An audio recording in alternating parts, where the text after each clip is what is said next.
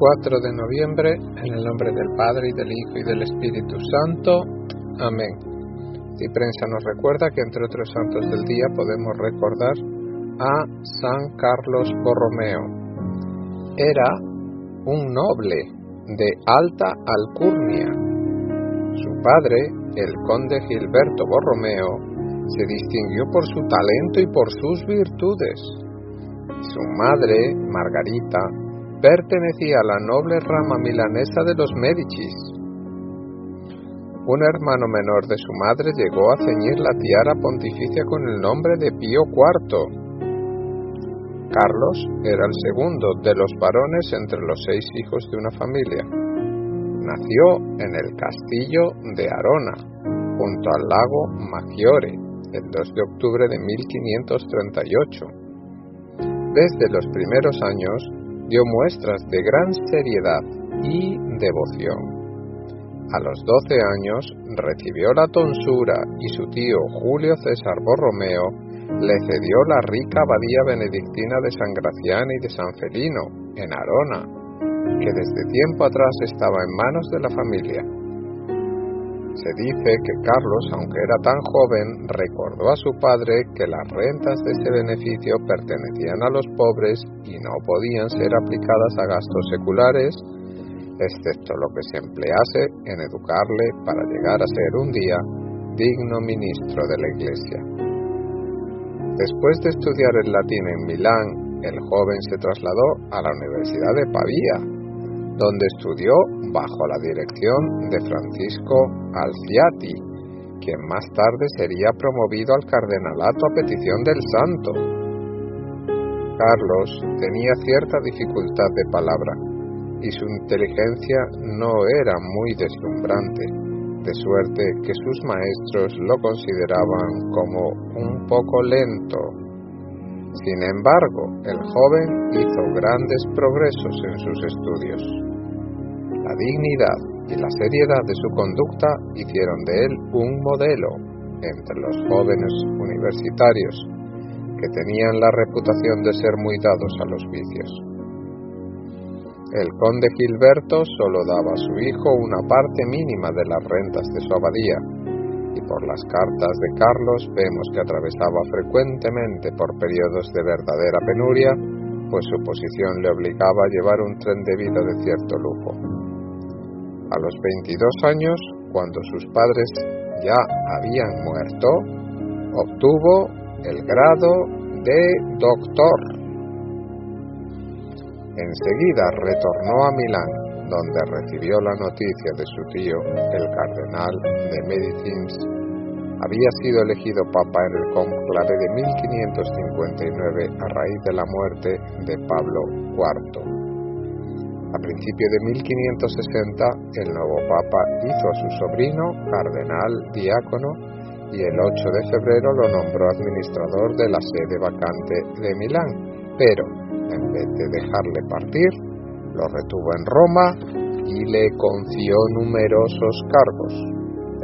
En efecto, Carlos fue nombrado en rápida sucesión legado de Bolonia, de la Romaña, de la Marca de Ancona, y así como protector de Portugal, de los Países Bajos, de los cantones católicos de Suiza y además de las órdenes de San Francisco, del Carmelo, de los Caballeros de Malta y otras más. Lo extraordinario es que todos esos honores y responsabilidades recaían sobre un joven que no había cumplido aún 23 años y era simplemente clérigo de órdenes menores. Es increíble la cantidad de trabajo que San Carlos podía despachar sin apresurarse nunca, a base de una actitud regular y metódica. Además, encontraba todavía tiempo para dedicarse a los asuntos de su familia, para oír música y incluso para hacer ejercicio. Era muy amante del saber y lo promovió mucho entre el clero, para lo que fundó en el Vaticano, con el objeto de instruir y deleitar a la corte pontificia, una academia literaria compuesta de clérigos y laicos. algunas de cuyas conferencias y trabajos fueron publicados entre las obras de San Carlos con el título de Noctes Vaticanae. Por entonces juzgó necesario atenerse a la costumbre renacentista que obligaba a los cardenales a tener un palacio magnífico, una servidumbre muy numerosa, a recibir constantemente a los personajes de importancia y a tener una mesa a las alturas de las circunstancias. Pero en su corazón estaba profundamente desprendido de todas esas cosas. Había logrado mortificar perfectamente sus sentidos y su actitud era humilde y paciente. Muchas almas se convierten a Dios en la adversidad. San Carlos tuvo el mérito de saber comprobar la vanidad de la abundancia al vivir en ella y, gracias a eso, su corazón se despegó cada vez más de las cosas terrenas. Había hecho todo lo posible por prever al gobierno de la diócesis de Milán y remediar los desórdenes que había en ella. En este sentido, el mandato del Papa de que se quedase en Roma le dificultó la tarea. El venerable Bartolomé Martiribus, arzobispo de Braga, fue por entonces a la ciudad eterna y San Carlos aprovechó la oportunidad para abrir su corazón a ese fiel siervo de Dios, a quien indicó: ya veis la posición que ocupo, ya sabéis lo que significa ser sobrino y sobrino predilecto de un papa, y no ignoráis lo que es vivir en la corte romana. Los peligros son inmensos. ¿Qué puedo hacer yo, joven inexperto? Mi mayor penitencia es el fervor que Dios me ha dado y con frecuencia pienso en retirarme a un monasterio a vivir como si solo Dios y yo existiese. El obispo disipó las dudas del cardenal, asegurándole que no debía soltar el arado que Dios le había puesto en las manos para el servicio de la Iglesia, sino que debía más bien tratar de gobernar personalmente su diócesis en cuanto le fuese posible o se le ofreciese la oportunidad. Cuando San Carlos se enteró de que Bartolomé de Martiribus había ido a Roma precisamente con el objeto de renunciar a su archidiócesis, le pidió explicaciones sobre el consejo que le había dado, y el arzobispo hubo de usar de todo su tacto en tal circunstancia. Pío IV había anunciado poco después de su elección que tenía la intención de volver a reunir el Concilio de Trento suspendido en 1552. San Carlos empleó toda su influencia y su energía para que el pontífice llevase a cabo su proyecto, a pesar de que las circunstancias políticas y eclesiásticas eran muy adversas.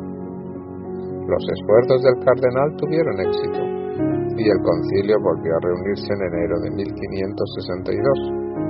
Durante los 2 años que duró la sesión, el santo tuvo que trabajar con la misma diplomacia y vigilancia que había empleado para conseguir que se reuniese.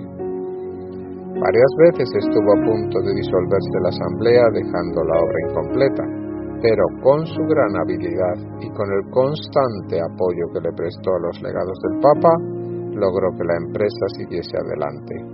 Así pues, en las 9 reuniones generales y en las numerosísimas reuniones particulares, se aprobaron muchísimos de los decretos dogmáticos y disciplinarios de mayor importancia. El éxito se debió a San Carlos más que a cualquier otro de los personajes que participaron en la asamblea, de suerte que puede decirse que él fue director intelectual y el espíritu rector de la tercera y última sesión del Concilio de Trento. En el curso de las reuniones murió el conde Federico Borromeo, con lo cual San Carlos quedó como jefe de su noble familia y su posición se hizo más difícil que nunca. Muchos supusieron que iba a abandonar el estado clerical para casarse, pero el santo ni siquiera pensó en ello. Renunció a sus decretos en favor de su tío Julio y se ordenó sacerdote en 1563. 2 meses más tarde recibió la consagración episcopal, aunque no se le permitió trasladarse a su diócesis. Además de todos sus cargos, se le confió la supervisión de la publicación del Catecismo del Concilio de Trento y la reforma de los libros litúrgicos y de la música sagrada. Él fue quien encomendó a Palestrina la composición de la Missa Papae Maeccelli, misa que había estado durante 80 años sin obispo residente, se hallaba en un estado deplorable.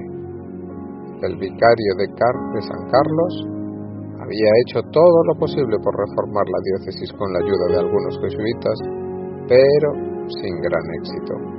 Finalmente, San Carlos consiguió permiso para reunir un concilio provisional y visitar su diócesis. Antes de que partiese, el Papa lo nombró legado a Latere